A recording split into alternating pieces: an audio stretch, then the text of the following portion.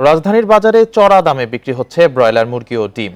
প্রতি ডজন লাল ডিমের দাম রাখা হচ্ছে 145 থেকে 150 টাকা, আর প্রতি হালি ডিমের দাম পড়ছে 48 টাকা। এছাড়া প্রতি কেজি ব্রয়লার মুরগি বিক্রি হচ্ছে 220 থেকে 230 টাকায়, আর সোনালী মুরগির কেজি 380 টাকা। ডিম ও মুরগির দাম বৃদ্ধিতে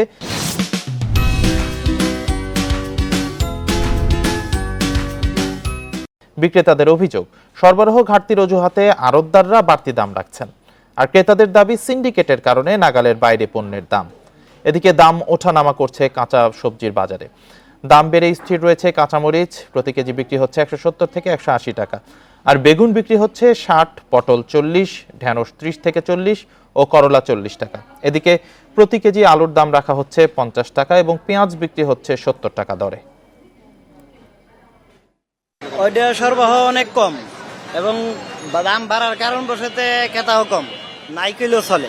আমরা যারা ব্যাচেলার থাকি তাদের জন্য ডিম একমাত্র সম্বল, তাও যে অবস্থা মানে কিছু বলার নাই। অভিযোগ করে তো লাভ নাই, অভিযোগ করে লাভ নাই, এটা তো অভিযোগ করলে কোনো ফায়সালা তো হবে না।